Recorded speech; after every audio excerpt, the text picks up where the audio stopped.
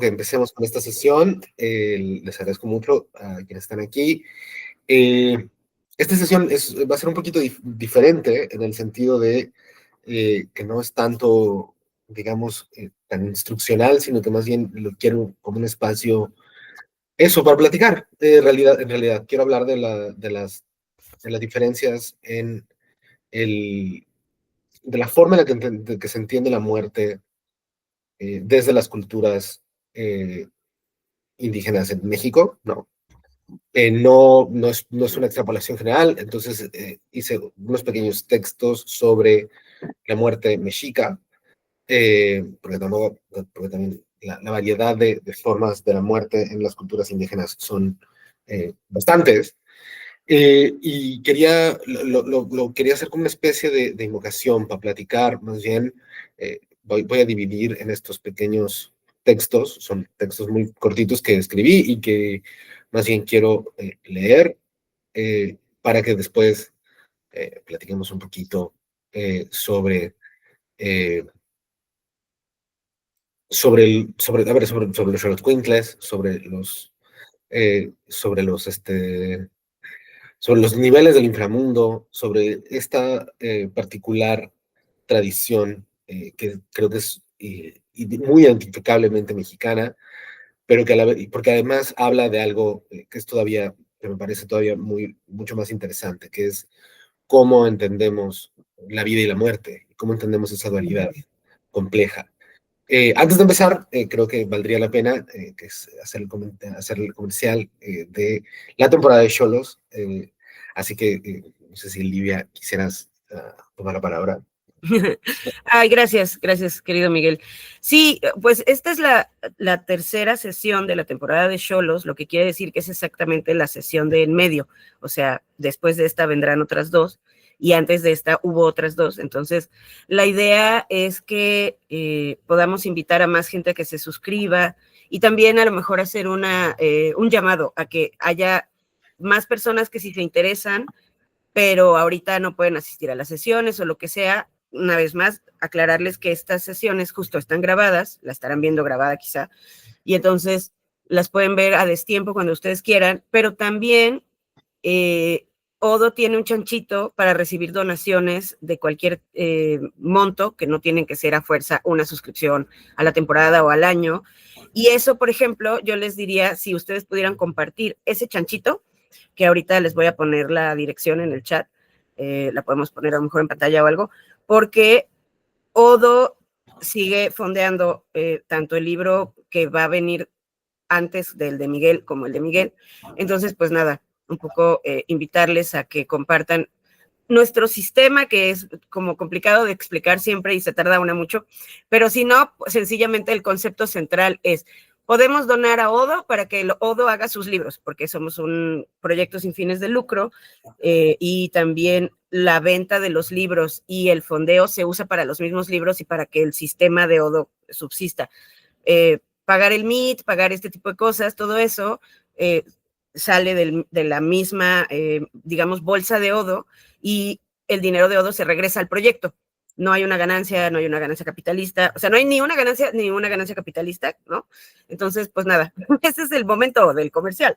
Entonces, por favor, súmense, y si quieren invitar a más gente a que se sume, que lo haga, porque esta sesión es una sesión abierta, la vamos a publicar, la gente la va a poder ver, la vamos a subir a YouTube, entonces pueden verla desde donde estén y pueden donar al chanchito de Odo desde donde estén también. Muchas gracias.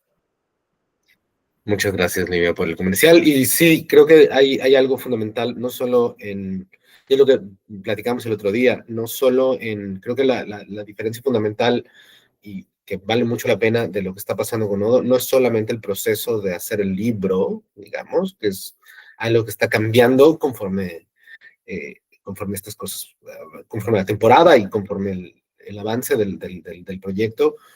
Creo que es muy rico tanto para las personas que son lectoras como para mí como persona autora, porque creo que eso está generando una comunidad y está generando una, una forma diferente de aproximarme a este proyecto y aproximarme a este libro. Entonces, muchas gracias por su apoyo. Les Los agradezco mucho y ya con eso creo que vale la pena ir empezando. Esta sesión, que estaba pensada como una especie de invocación, se divide en los cuatro puntos cardinales, que son los cuatro puntos cardinales, pero que son los cuatro puntos rituales de la voz y de la espiritualidad mexica, ¿no? Todos los rituales de mexicas apuntaban siempre a los cuatro puntos cardinales como una forma de dirigirse a las diferentes deidades que poblaban la voz en esos cuatro lugares, ¿no? Entonces, quiero empezar por él. Siempre se empieza por el lugar donde nace el sol, eh,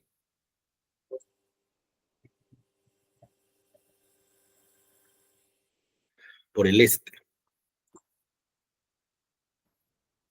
La muerte no es un fin, sino un viaje. Para los mexicas, el destino final del alma no era un lugar único, sino un sendero de sombras y pruebas cuyo carácter se definía por el nombre que se le daba. Mictlán, la morada de los huesos, es el término más conocido, pero en su esencia se esconden otros tres nombres que revelan la verdadera naturaleza del reino: Tzitzimitl, Cicuaatl, Atelocal. Para las culturas del México antiguo, la muerte no era un punto final uniforme, sino una encrucijada de la que partían diversos caminos. El destino ultraterreno del individuo no se dictaba por una moralidad de premio o castigo, sino por la naturaleza de la muerte.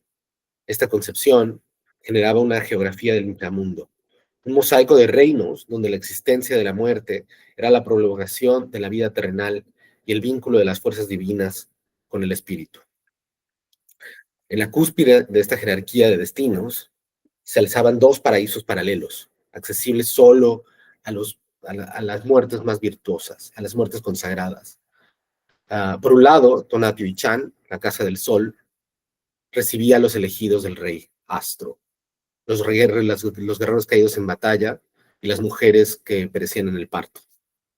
Los cautivos también, inmolados en la piedra de sacrificio, y los mercaderes muertos en expediciones lejanas.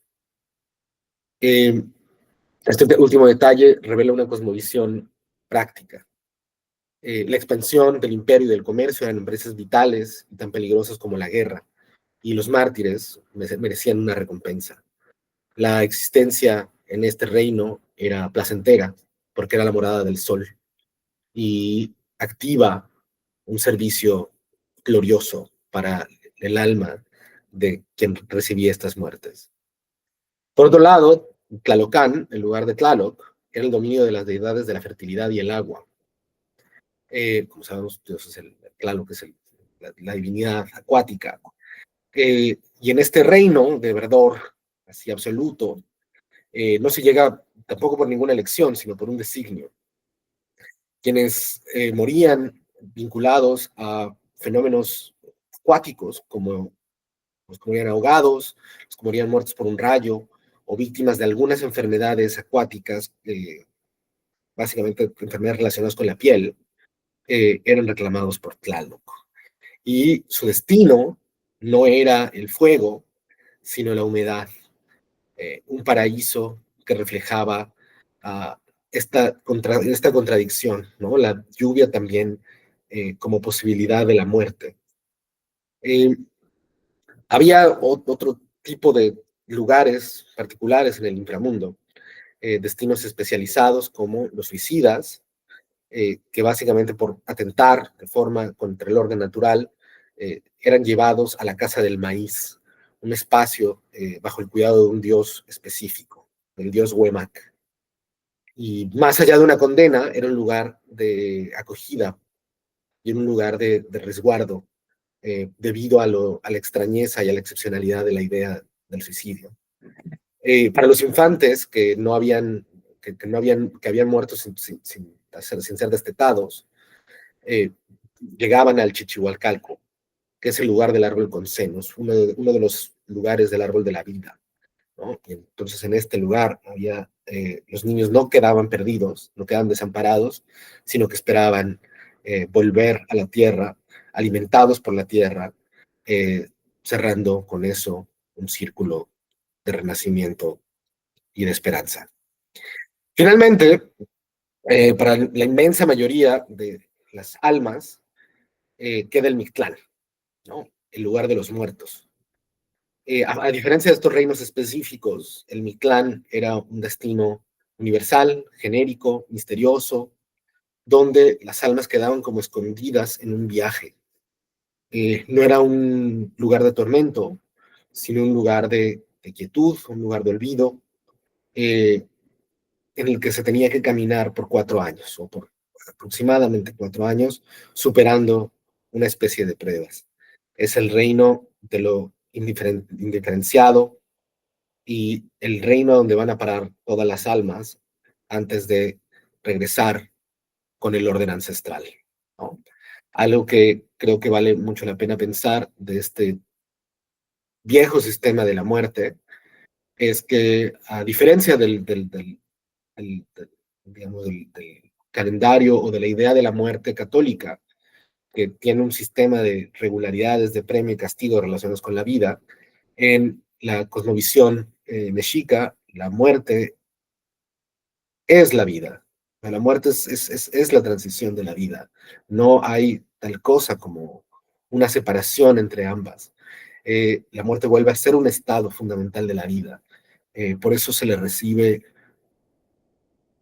no con dolor, no con tristeza, eh, sino como una especie de viaje que continúa. Eh, la razón por la que escribí todo esto, y esta es la primera sesión de la invocación, es que tuve ya ahorita podemos abrir un poquito así, pero tuve una pérdida central en la vida, que fue de mi Xola. Entonces, por eso escribí esto, porque no sabía si me iba a poner a llorar todo el tiempo. Entonces, como que andaba un poco extraño en esto. Y eh, creo que más bien quería este espacio para este lugar de cariño, de duelo, de pensar en la muerte como algo que no tiene este lugar de extrañar, este lugar de dolor. Entonces, más bien, veo por ahí que está mi mamá, entonces podría ser un buen... ¿Andas por ahí, ma?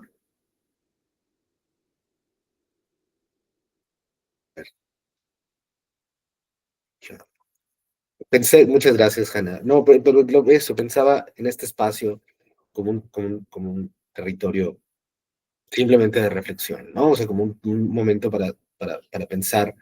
Eh, Porque, a ver, a final de cuentas, creo que el punto de los Xoloitzcuintlas, ¿no? Y el punto de todo el lore de la temporada se refiere al cariño muy particular que le tuve a mi perrita, ¿no? Y esa forma de conocimiento y esa forma de amistad y esa forma de lugar es lo que conecta hoy con esta sesión, ¿no? Entonces va a seguir. Creo que no, creo que no se conectó, pero no estoy haciendo por ahí. Entonces, vamos con la invocación al norte.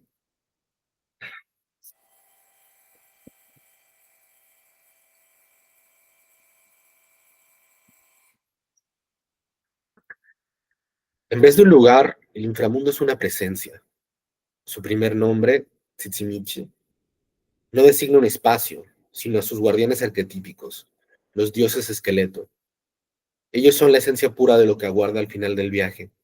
Mictlantecutli, señor, y Mictecacihuatl, señora, no son deidades de tormento, sino soberanos del espacio primordial.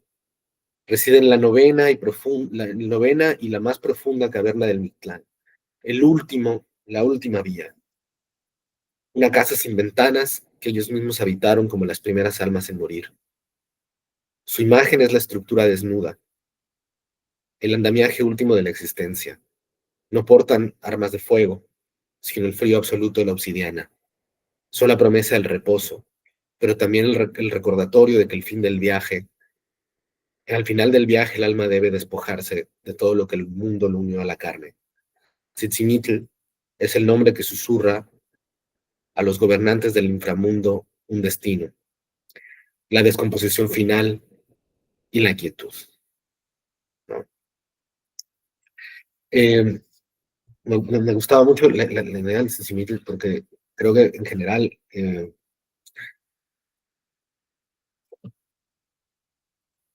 hay algo muy, muy, muy profundo de cómo entendemos el tiempo, ¿no? A través de cómo entendemos la muerte. Las tradiciones, por ejemplo, y eso me gusta mucho pensarlo, las tradiciones eh, indies consideran que la muerte es un ciclo de eterno retorno, ¿no? Un poco así. Y la vida es una cosa que todo el tiempo está pasando y vuelve y muere. La muerte y la vida son esta dualidad que nunca calla, ¿no? Que nunca termina. Eh, Creo que hay algo particularmente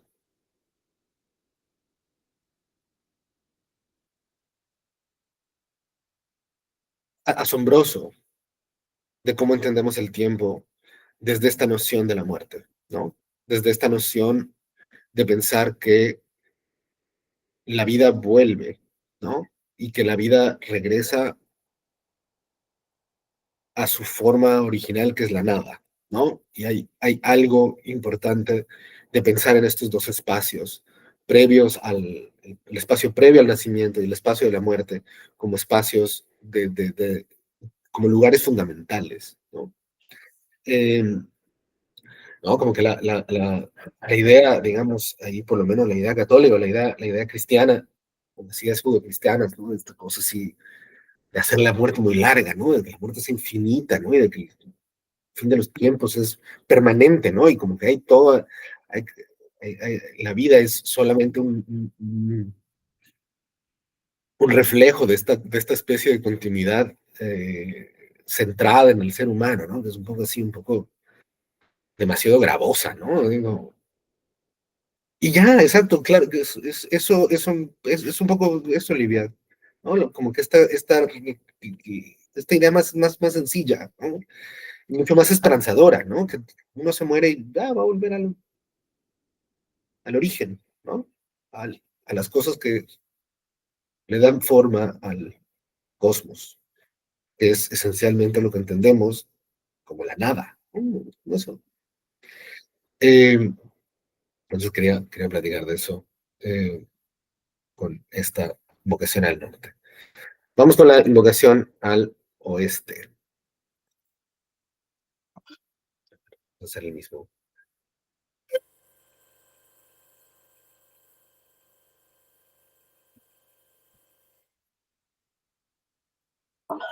Chicoaceacachi.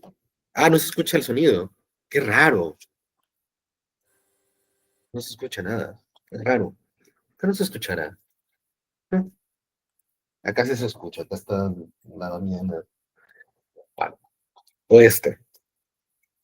Si Chichivitl es el destino, Chicoaceacachi es la fuerza que lo hace posible. Este nombre, Seis Caña, es uno de los calendarios de Mitantecuti, un día cargado de un poder similar. Es la fuerza vital que permite al Señor del inframundo atravesar la roca, moverse a través de la materia de la tierra.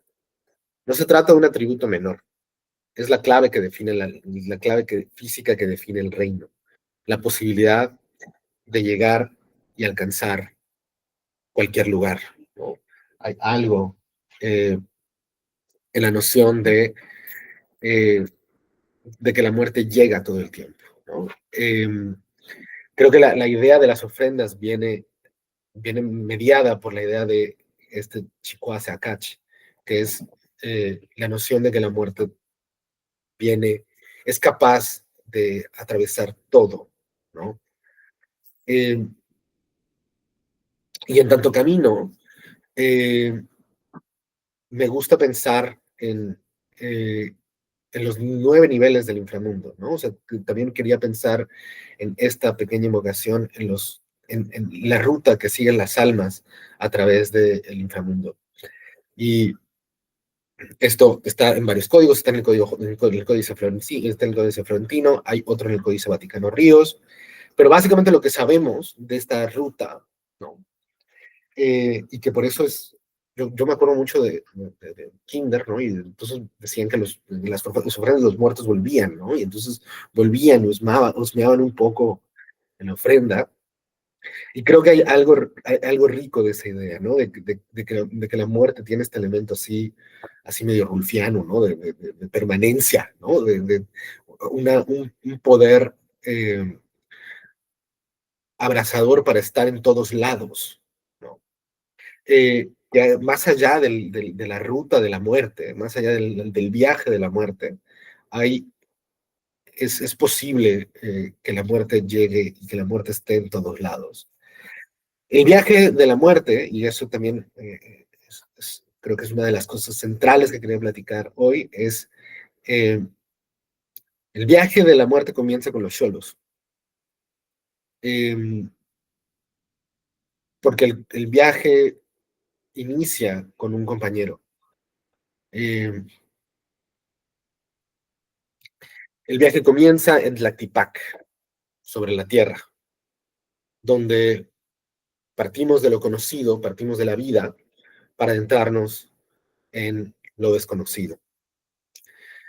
La primera gran barrera es el Apanohuayán, donde se cruza el agua. Hay un río caudaloso que el alma tiene que cruzar con la ayuda de un xolo, ¿no? La razón de que esta temporada sea de xolos es por este espacio liminal que tienen entre la vida y la muerte. Eh, porque solo en la compañía, ¿no?, del xolo puede uno atravesar. Creo que la experiencia de este libro trata de eso, ¿no? La experiencia trata de pensar en los xolos con esta posibilidad liminal de ir avanzando. Y bueno, también por eso también dicen que hay que ser bueno con los xolos y con los perros en general, ¿no? Porque si no, no te van a recoger, te vas a quedar ahí, este, valiendo madres ahí en el río, ¿no? Entonces, este, una vez que se cruza el río, que además siempre he pensado que se parece mucho, o sea, como que siento que es un río que se parece mucho como al Eteo, ¿no? Como este río griego, ¿no? Me parece muy curioso que diferentes tradiciones tengan esta misma idea de río, ¿no? Y un río que trabaja en el olvido, ¿no? Dante, ¿no? Dante cuando cruza el río, ¿no? Dante cuando llega al infierno va cruzando también, ¿no? El Eteo. Y nada más que en las tradiciones, como en las tradiciones mexicas o en la tradición prehispánica, básicamente el camino tarda, ¿no? Y el camino dura. Porque después sigue el Tepetl Monamiquian, que es básicamente dos montañas que se chocan, ¿no? Y uno tiene que atravesar estas montañas que se chocan, como una forma también de triturarse los huesos, como una forma de pulverizarse el cuerpo, ¿no? Ya uno pasó el río del olvido y ahora se encuentra entre dos montañas que chocan y que lo deshacen permanentemente, ¿no? Luego, porque además también hay algo bonito de todo esto, que el, se lo leía hace poco a Yasna y a Elena, a Yasna y a Aguilar, sobre cómo diferentes tradiciones lingüísticas, particularmente, por ejemplo, la Ayuk, la Mije, consideran el paso del tiempo, y esto tiene sentido en ese camino también, porque el sentido del paso del tiempo es vertical, ¿no? El sentido de la vida y el sentido del fluir cósmico no tiene que ver con una línea de avance en el sentido así muy, vamos a decirle, occidental, ¿no? Eh, sino que funciona de arriba para abajo. Entonces, eh, el camino de la muerte es también un camino hacia arriba, ¿no? Lo cual me parece así interesantísimo, ¿no? O sea, sí, como en términos de Dante y demás, pero también en esta noción de que el tiempo fluye hacia arriba y no hacia adelante, ¿no? Ni hacia atrás ni nada, simple, fluye hacia arriba. No sé exactamente qué hacer con eso, pero me parece muy interesante que también la ruta del Mictlán fuera un ascenso, ¿no? Un ascenso macrocósmico. Y en este ascenso, el siguiente reto era el Istepech, un cerro de obsidiana, una montaña de piedra, ¿no? De piedra obsidiana, de piedra negra, eh, muy filosa, ¿no? Porque básicamente es el lugar donde se desprende nuestra carne, ¿no? Entonces tenemos que ir pasando por esta piedra de obsidiana para ir deshaciéndonos de la carne. Y luego, ya que nos deshicimos de la carne, lo último que queda de este espacio físico se enfrenta al Itzayacán, que es el lugar del viento de obsidiana, ¿no? Una vez que uno sale de esta montaña, empieza a llegar a un lugar donde el viento está construido de este filo de obsidiana. Y básicamente donde todo termina siendo pulverizado. Todo digamos, el cuerpo termina siendo despedazado, ¿no? Para siempre. Este lugar, el viento helado corta como navaja, y entonces, ya que termina la desaparición del cuerpo, la descorporización, las personas llegan al Pancueque Tlacayan, que es básicamente el lugar donde el alma donde el lugar del cuerpo que se queda en el alma, no más bien, el lugar del alma que se queda en el cuerpo, queda para siempre izado como una bandera, ¿no? Y entonces es un espacio donde las personas revolotean como banderas, ¿no? Porque entonces los restos del cuerpo son izados y van cayendo, un poco como papeles, ¿no? Es un poco, me imagino así como estos papelitos así, como de papel picado, esta cosa así que se deshace continuamente. Y ya en esa parte, ya es cuando llegamos a la zona donde, donde los muertos habitan como prácticamente ya solo como almas, ¿no? Porque al final los otros niveles es uno donde la gente es flechada, donde las almas son flechadas, que se llama el Temiminaloyan, eh, donde se flecha el alma, y finalmente el Teyolocualoyan, donde se comen los corazones, ¿no? Entonces, estos dos últimos niveles se relacionan ya también con la desaparición del alma, eh, desde, un, desde una especie de fisicalidad, ¿no? Se termina de destruir a través de flechas y a través de esta especie de animal que devora los corazones, ¿no? Que además no sabemos exactamente qué animal es el que devora el corazón, ¿no? Eh, pero ese es los últimos terrenos antes de llegar al Itzmictlán, ¿no? Eh, donde, donde es la casa que humea el agua y donde mora el rey de los muertos, ¿no? Donde moran los señores de los muertos, Mictantecutli y Mictantecíhuatl, eh, porque ahí se vuelve la morada eterna, ¿no? Y la morada eterna tiene que ver con el olvido, ¿no? Eso es lo que platicamos hace un ratito, ¿no? El final de esta ruta, que es tan importante como la vida, o que es la vida misma en muchos sentidos, termina con el olvido. Sí, sí, sí, Silvia. Tengo una duda sobre esto que decías hace un momentito, antes de la última morada y del concepto del olvido, que entre paréntesis, si le ponemos, cuando estamos vivas, si le ponemos ofrenda a nuestros muertos, es porque no los estamos olvidando. O sea, es un acto muy vital. No estoy diciendo que se contradiga, sino es como este afán de, me pregunto, a lo mejor es una pregunta ociosa, pero me pregunto si esta ofrenda que estamos poniendo estos días apela a esta gente que apenas está como en uno de estos tránsitos, o si ya llegó hasta allá y puede regresar, porque tiene esta licencia de que en esta apertura de portal puede regresar, aunque esté en la tierra del olvido. Esa es una pregunta un poco abstracta, pero la duda que tengo es el concepto de alma, porque más allá de la palabra, que no, o sea, no quiero la cosa semántica, no es lo que me importa, sino el concepto de qué parte del ser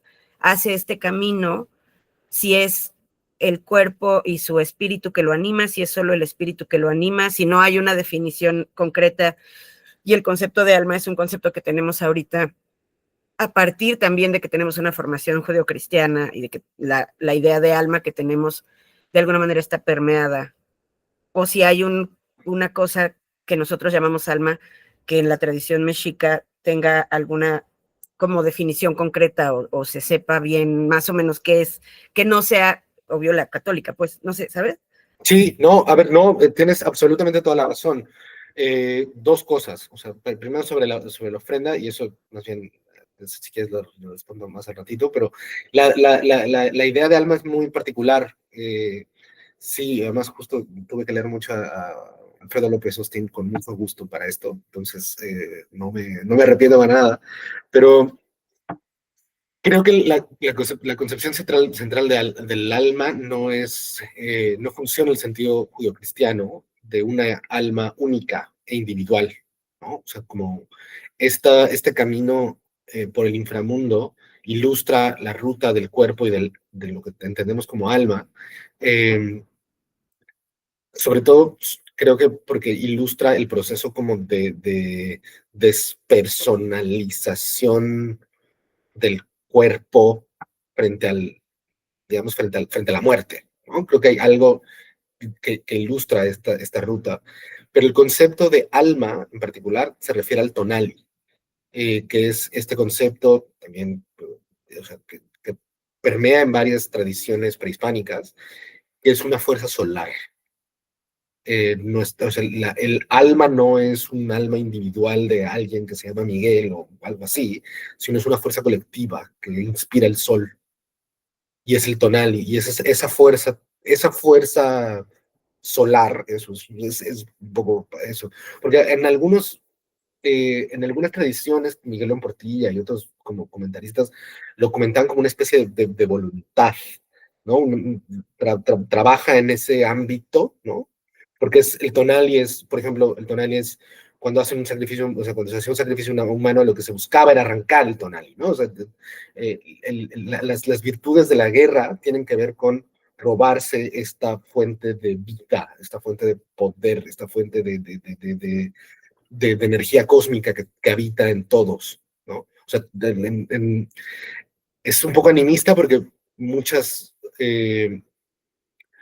criaturas comparten el tonali, ¿no? Y es el concepto clave que identifica el alma, que no es, o sea, que es muy distinto del alma cristiana, pues, ¿no? O sea, no tiene nada que ver, porque en realidad, o sea, y creo que hace mucho sentido la pregunta porque tiene razón, no es que se coma o sea, no es que termine de quebrarse el alma, digamos, en la última parte del inframundo, sino que más bien es una especie de regreso a esta forma colectiva de la experiencia, o sea, de la experiencia del movimiento, ¿no? Porque además es el movimiento del sol que sale todos los días, ¿no? Es una especie de respirar, eh, que es el concepto del ámbito, me parece así bellísimo. Sí, sí, sí, sí. Y sobre las ofrendas, sí, a ver, creo que en términos o sea, y esto o sea, estoy seguro que debe haber antropólogos mucho que sepan de esta cosa de forma muy particular, pero creo que en general tiene que ver con la práctica ritual de la muerte, ¿no? Y que eso, o sea, que las ofrendas las ponemos porque todavía alcanzamos a recordar, ¿no? O sea, y porque además pues sabemos que eventualmente todos vamos a ser olvidados, ¿no? O sea, hay algo como hay una dualidad en ese sentido de trascendencia, ¿no? Porque sí, ¿no? Pongo la ofrenda aquí a mi perrita, ¿no? Por supuesto, eh, porque alcanzamos a recordar ese tramo de la muerte, pero también es o sea, al final, eh, o sea, creo que hay algo también como muy profundo de pensar que, al contrario de la solución de la película Coco, ¿no? Todos vamos a ser olvidados, ¿no? O sea, todos vamos a ser olvidados, y eh, a ver, es la cosa más obvia, pues, ¿no?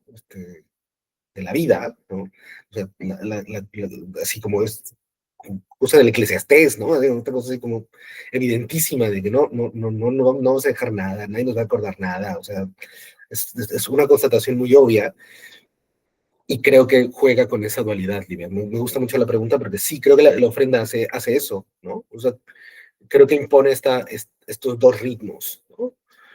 Por un lado, tratamos de recordar la muerte cercana, pero también es un recordatorio fundamental de que el olvido es, ¿no? El olvido es el destino. Claro, es como un memento, o sea, la ofrenda es un gran memento mori. Claro. Eso súper, súper sí.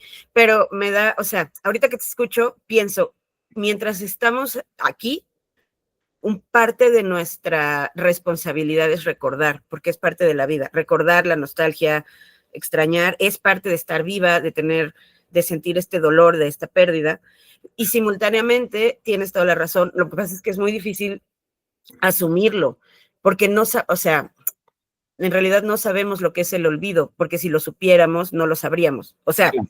mientras tengamos la conciencia de que hay un olvido, no vamos a saber lo que es el olvido, ¿no? Es una cosa como que se come a sí misma. Entonces, yo sé que en algún momento todo se olvidará, pero me cuesta mucho conceptualizarlo. Entonces, me empeño en el recuerdo, que el recuerdo no quiere decir que no asuma la pérdida, sino que la estoy transitando. O sea, es una manera de transitar esa pérdida y de acercarse a ese olvido a un ritmo indeterminado, digamos. O sea, es una cosa como muy filosófica, todo esto que nos estás contando. Entonces, ajá, está bien chido. No, muchas gracias. La verdad es que nada, también no, o sea, la verdad, se los agradezco mucho por la paciencia y el cariño de esto. Y además también era un poco eso, o sea, cuando planeamos esto pensamos que esto iba a ser un tema de Día de Muertos, porque el día, ¿no? Y demás. Y más bien como que se ha convertido en esta cosa así que me ha quitado un poco el sueño y demás porque está atravesada por un duelo ahí que no me esperaba, ¿no? Y que ha sido así medio fulminante. Entonces, como que la única forma que tenía para hacerle sentido, bueno, y es un decir hacerle sentido, era como pensar en esto, ¿no? Y escribir esto y pensar en esta, no solo en esto como una cosmología, sino en esto como una... Hay algo fundamental que está pasando, hay algo fundamental que pasa aquí, ¿no? O sea, hay algo, no es solo un proceso así como de película de Disney, hay algo más complejo eh, en cómo nos aproximamos a la muerte, ¿no? Porque, digo, sobre todo, digo, siendo un país, México siendo un país tan increíblemente violento y donde vivimos cosas atroces, ¿no? En una cantidad así desorbitante y medio absolutamente absurda, eh, pensar en la muerte, creo que tenemos un déficit cultural bien cabrón de pensar en la muerte, ¿no? O sea, como, creo que hay algo bien, hay algo no solamente narrativo, sino hay algo como social, ¿no? Que no hemos terminado de navegar con la muerte. Y es muy, a la vez muy contradictorio, ¿no? Porque parece que en México todo el tiempo se está hablando de la muerte, ¿no? O sea, no, parece que los mexicanos son muy obsesionados con la muerte y a la vez tenemos muy pocas formas de platicarlo, ¿no? O sea, como que hay esta contradicción también de no sé si sociológica, ¿no? Pero una contradicción de un país que vive tanto la muerte y que no, y que se burla de ella, ¿no? Esta cosa así medio de paz, ¿no? Esta cosa ya que es un poco ya medio vieja, que ya huele un poco a naftalina, ¿no? Esta cosa así que ya huele un poco medio rancio, pero que se ríe de la muerte, que todo el tiempo tiene celebraciones para la muerte, hay un pinche desfile ahí que, heredado por James Bond, ¿no? Esta cosa, bueno, está bien, ¿no? Pero, creo que son salidas y soluciones para no hablar de los espacios profundos que nos toca la muerte, ¿no? Y que significa a nivel social y que significa a nivel individual, familiar, colectivo, el espacio de la muerte, ¿no? Creo que, digo, no me voy a meter en eso porque si no me voy a poner a llorar y vamos a poner a llorar todos, pero creo que hay un espacio muy cabrón de reflexión de la muerte en todo lo que está pasando con las madres buscadoras, ¿no? O sea, hay todo un proceso de reivindicación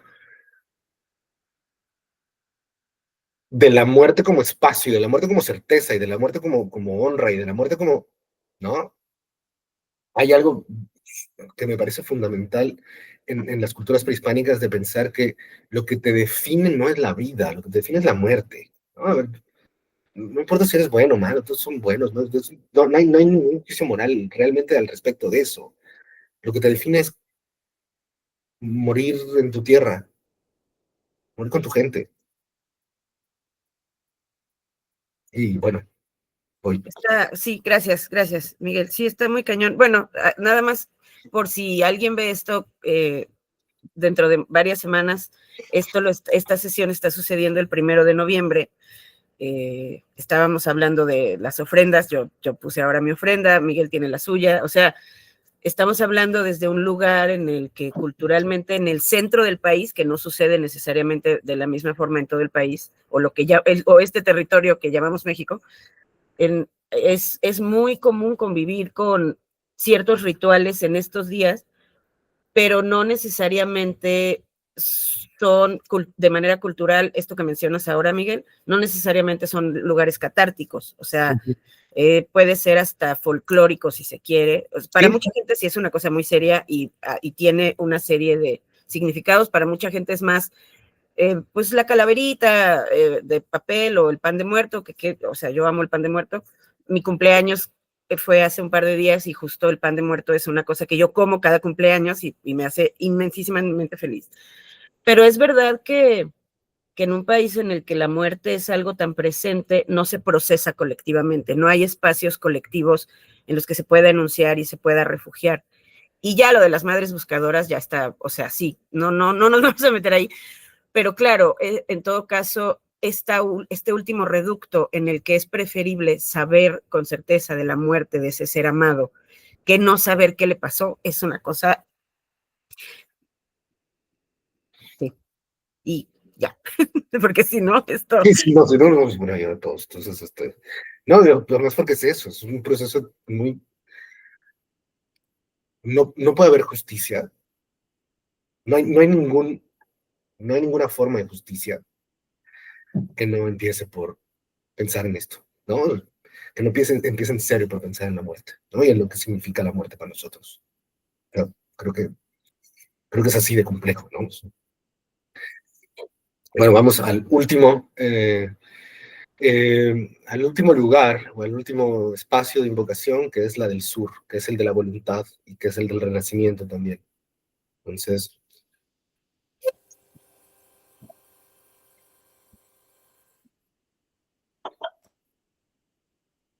Atlecalocan, el lugar sin chimeneas. Es la experiencia final de los sentidos en el inframundo, la consecuencia física de su naturaleza. Un lugar sin chimeneas no tiene fuego. Sin fuego no hay calor, no hay luz, no hay humo. No hay nada que conecte con los dioses celestes. Es la absoluta privación. En la Tlalocan, el frío no es una falta de calor nada más, sino una presencia activa, un elemento tangible como la piedra. Es el viento que corta, pero desprovisto de toda humedad, de toda vida. Es solamente un frío que corta. Atlecalocan es la vastedad oscura, donde el único resplandor proviene de la lumbre fantasma de mi Cantecutli, que guarda en una olla, un fuego que no calienta, sino que solo ilumina la desnudez del reino del abandono, una casa sin aliento, el hogar definitivo de la intemperie. Tras comprender a estos 4 guardianes, los 4 nombres del inframundo, Chichimitl, Chicoase Acache, Atlecalocan, solo con esos 4 caminos es posible llegar al Mictlán, el lugar de los muertos. Es este lugar donde convergen, ay, a ver qué estoy diciendo, donde convergen todos los significados. Mictlán no es un lugar de castigo, sino es el gran ecualizador cósmico. Es el repositorio de los huesos, la materia prima, la esencia durable, lo que queda después de la corrupción de la carne. En el Mictlán, el alma finalmente se desintegra, se entrega a la quietud de los señores de la muerte. Y como decimos, no es solo el olvido, sino el retorno a una estructura primordial, a la simplicidad del hueso, al silencio que existe antes y después de la vida. Hay varias maneras en que los nahuas aludían a la muerte como un sitio en específico. Otros de los nombres que se le dan es el Tosenchan, nuestra casa única, o el Tezonpopoluyuan, el lugar común al que iremos a perdernos. Kenamicán, donde se existe de alguna manera, o el Kenomicán, el lugar donde de alguna manera uno se encuentra. Y con eso, pues bien, quería terminar estos 4 textos de invocación. Solamente para terminar y para desear que pasen un muy bonito Día de Muertos, que tengan tiempo de cariño, de reflexión en estos días, y la verdad, muchísimas gracias por estar aquí, muchísimas gracias por participar. Esta es una sesión que la pensé así, un poco más corta, un poco más... ay, muchas gracias, Leiva, con el perrito. Era una sesión un poco más pensada en juntar estos diferentes elementos alrededor de este duelo, alrededor de este cariño y alrededor de esta temporada que está cambiando mucho. Me está cambiando mucho a mí también. Entonces, se los agradezco mucho. Muchas gracias por estar aquí y nos vemos en la próxima sesión, que va a ser de animalitos. Y además estoy trabajando mucho sobre animalitos, entonces creo que va a salir algo muy divertido. Básicamente ahorita estoy escribiendo sobre, o voy a tener que escribir sobre la conciencia animal y los sueños de los animales, que es uno de los temas también que va a estar en el libro. Entonces creo que vamos a hacer cosas divertidas como pequeña narrativa pequeña ficción animal. Entonces, nos vemos la próxima sesión de la temporada. Sí, Livia.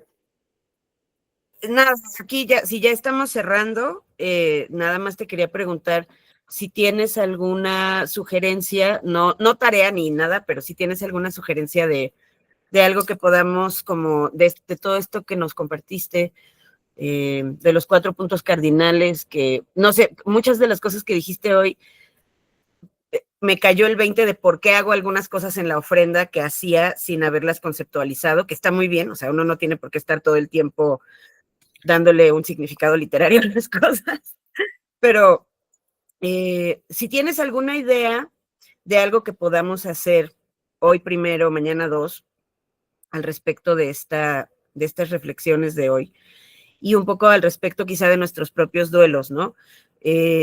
Yo siempre tengo como la ilusión de sentarme a hacer calaveritas y nunca las hago. Entre otras cosas porque nunca tengo el tiempo, ¿no? Entonces, de pronto pensé, bueno, a lo mejor podemos pensar que desde Odo podamos hacer alguna calaverita, si alguien quiere hacer calaveritas y mandárnoslas, o sea, sí. ¿No? Por ejemplo, pero no sé si tú tengas alguna idea o alguna sugerencia, más allá de las calaveritas, que es esta cosa, pues lúdica, de burla, que está muy bien, o sea, que es parte del humor negro y de también un tránsito, hasta las partes en las que dicen, es que el duelo tiene unas etapas, llega un momento en el que ya te puedes reír y ya te puedes como relajar, pero no sé si tú tengas alguna sugerencia de algo, de algún tipo de ejercicio, de, qué sé yo, lectura, que tenga que ver con esto. Yo creo que, ¿cómo ves si podemos hacer eso? O sea, podemos abrir lo de las calaveritas, como creo que ya lo hemos platicado, y creo que podría compartir eso. Nada más déjame arreglarlo porque lo tengo con un estado así, medio con notas y así, pero creo que podría compartir este texto también con la comunidad y hacerlo así. Sí, esto que nos leíste, si nos lo puedes compartir, sería genial, se lo podemos mandar. Talía, ¿cómo ves? ¿Tú crees que cuando nos lo mande Miguel se lo podemos mandar a la gente? Sí. Y en todo caso, como esta va a ser una sesión abierta y la vamos a dejar en el YouTube para que la vea cualquiera, si nos escriben a Odo actividades@gmail.com, se los podemos mandar también, si lo quieren tener, pero sí, estaría muy padre. Mira, a Hanna sí le gusta la idea de las calaveritas. Pues va, a ver, ¿qué les parece si, digo, no la vamos a hacer el mero día porque ya hoy es 1 y mañana es 2, que además es domingo, pero ¿qué les parece si esta semana entrante, la 1 de noviembre, nos escribimos en las redes, nos tagueamos y nos hacemos calaveritas? Me parece muy bien, me parece una gran idea. Sí. Calaveritas. Va, conste. Pueden ser calaveritas a Odo, a Miguel, a Talía, a mí, a quien ustedes quieran. Pueden ser calaveritas de otras personas, de otras cosas, de mascotitas, calaveritas al gobierno, calaveritas a la literatura, calaveritas a lo que quieran. Ignacio Taibo, no. Mira, te digo una cosa, si yo tuviera ese talento, lo haría, porque sí hay que ser una persona crítica, hay que cuestionar al poder. Cuestionar al poder es una necesidad que tenemos que tener y que nos falta mucho también. Pero para que yo le pudiera hacer una calaverita a Taibo, tendría que estar riéndome de este pedo y todavía no llego ahí. O sea, si estamos hablando de procesos, esto todavía no me da pinches risa, entonces me costaría mucho trabajo porque justo no tengo este talento. O sea, hay gente que sí lo puede hacer, hay gente que sí puede, ¿no? O sea, justo las calaveritas son ese espacio. Ojalá yo pudiera, yo ahorita no puedo, porque nomás estoy enfurecida. Sí, no, está bien, estoy de acuerdo. Pero bueno, nada, o sea, si alguien puede, o si alguien quiere, o si alguien sí se ve haciendo una calaverita al respecto, ¿qué tal que yo misma me como mis palabras y al rato la hago? No se me había ocurrido, pero estaría buenísimo. Estaría buenísimo. Sí. Bueno, pues muchas gracias, querido Miguel. Gracias a la gente que se conectó ahora y a la gente que nos vea en cualquier momento en su casa, en el YouTube. Escríbanos, donen al chanchito, bueno, donen al chanchito de Odo, que por ahí les pusimos la dirección hace un rato, se las dejamos en la descripción del video, pero es odoediciones.mx apoya, y nada, pues Miguel, de verdad muchas gracias por compartir todo esto con nosotras, y también por dejarnos, aunque sea en un cachito, acompañarte en este tránsito que a ti te está tocando tan de cerca, que es el duelo de un ser querido, básicamente. Muchas gracias. Muchas gracias. Muchísimas gracias. Muchísimas gracias por estar aquí y nada, como las anteriores sesiones, de verdad, todo esto lo he hecho con muchísimo cariño y lo quiero seguir haciendo así y nada, de verdad se los agradezco mucho. Bueno, hasta luego, nos vemos. Adiós. Gracias, Talía, por llevar la sesión. Muchas gracias, Talía. Bye.